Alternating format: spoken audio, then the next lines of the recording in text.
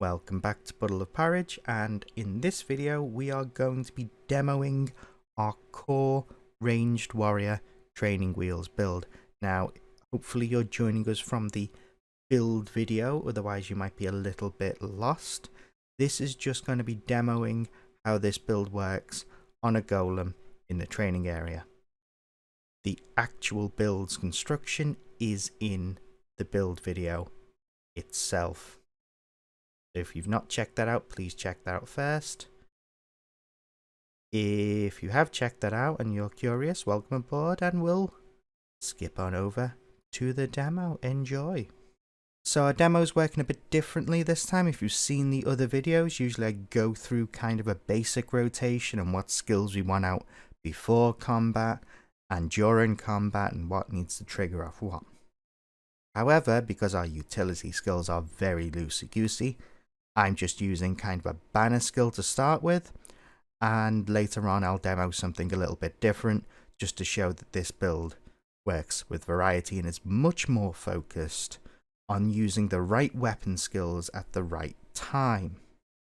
What I want to demo here is getting into that rhythm of using our burst skill and swapping weapons at the correct time to deal the most damage to your opponent.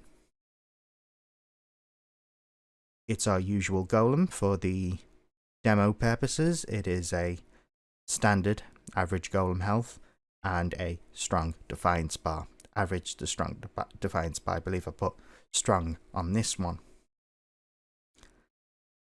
This kind of represents most of the defiance bar enemies you'll probably encounter in the open world and in expansions, which is where this build is supposed to take you ultimately, until you can unlock your first elite spec.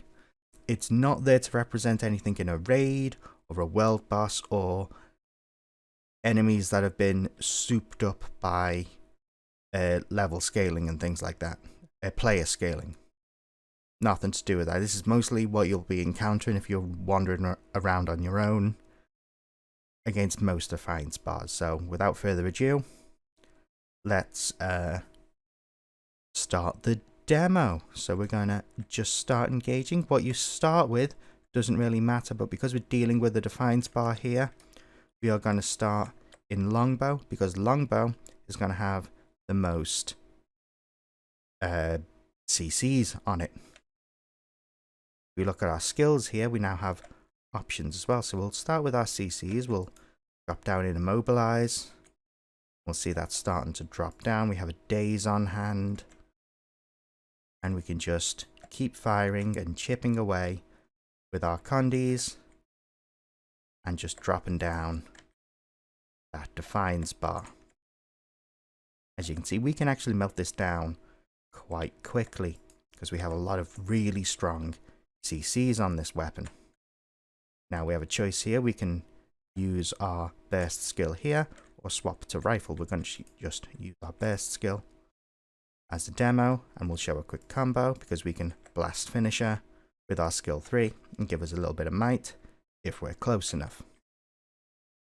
Now what we ideally want to do is, once this defiance bar hits its tippy tops, we can kind of start demoing how our banners can interact, because we can use these at a distance here. So I'm going to use our banner of tactics over here. So if we're very far away, we can drop this down, helping out our teammates in the distance.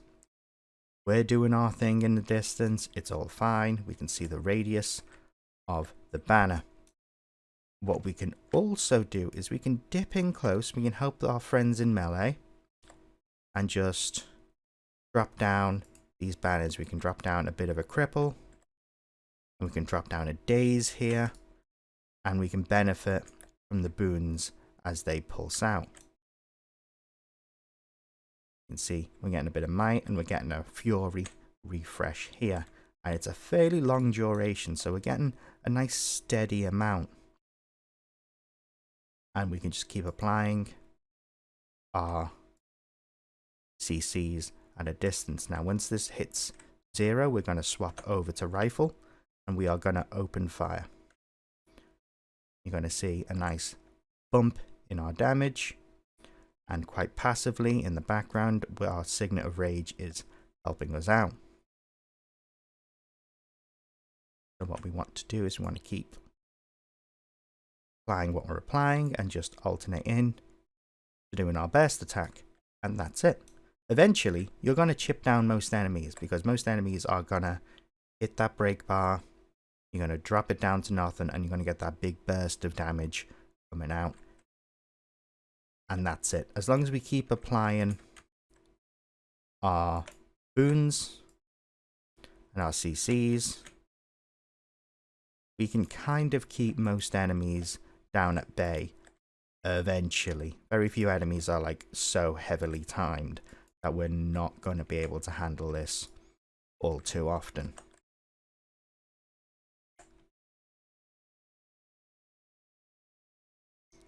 So that kind of begs the question, how can we make this a little bit better and a little bit less reliable? Because once again, we're using banners, we're not only helping ourselves, we're helping our teammates as well.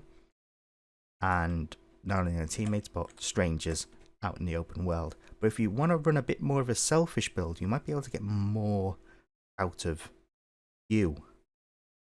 And I'll just demo that in a moment.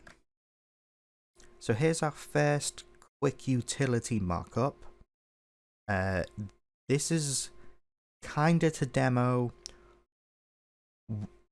where the fun and experimenting with a weapon-based build comes from, but also to demo a particular style of play that you can run with this build. Like the other one, it's quite slow, it's quite methodical. Yes, you're helping other players as much as you're helping yourself, and yes, it's good practice for the future. But if you want to be a little bit more of a, I want to help me more, I want to deal more damage, I just want to drop the mobs as quickly as possible, which you're probably going to want to do in the open world anyway. Let's be honest. We have our Brawler's Recovery on, just to show, because we no longer have banners on this bar. I'll just go over quickly what we're going to do here. See, this is going to be a lot more rifle oriented, so we're going to drop that Defiance bar down low, switch to rifle early so we can get our burst skill off, and then basically stay in rifle. Because if we look down here, we have two skills that give us offensive buffs. So we have a lot of might coming in from these two alone, and we get quickness, which is going to allow our fairly slow and ponderous rifle to attack faster, and we can keep vulnerability on our target with the rifle skills and on my mark, which means we are slowly gaining more might. So I'll just demo that very quickly. Like I said, we're going to go in, we are going to fire off as many CCs as possible, switch over to rifle, fire off what we can, pop them on the head, have on my mark for great justice. And as you can see, because we're attacking faster, we're gaining might faster. You can drop another on my mark down. And if I did that earlier, it would have done a lot more damage because we would have had higher might. I timed that wrong. But you kind of get the idea here. We still have our Signet, building up our adrenaline as quickly as possible. We are now buffing ourselves and debuffing the target.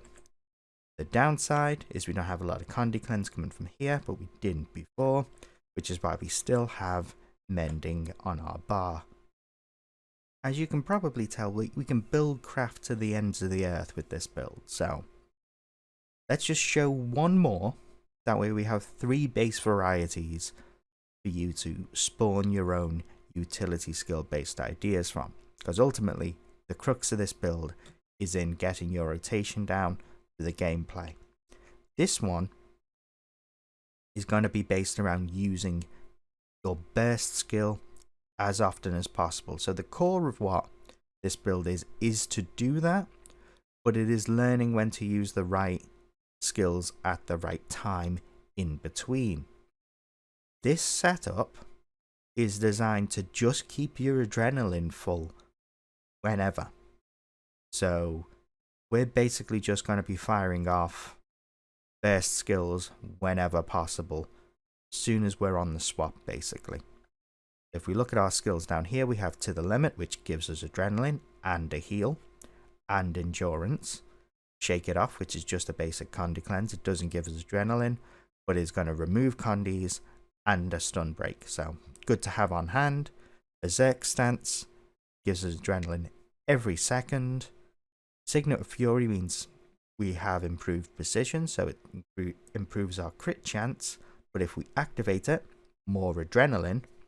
And obviously, Signet of Rage gives us adrenaline passively when we're in combat, so we're just building that adrenaline a little bit quicker. So let's just show you what I mean here. And this, the beauty of this one is we can actually show the full range of what we're doing here. We are swapping weapons whenever we can, as if you notice down below, we actually gain adrenaline on weapon swap, but this build works really well at just fighting at the longest of range and having your opponent not do anything about it. So let's, without further ado, let's just fire off what we can. We're on cooldown here, but if we swap over, our burst skill is already good to go. It's not quite building up as quickly as we like. We can drop the Berserk Stance, fire off our weapon.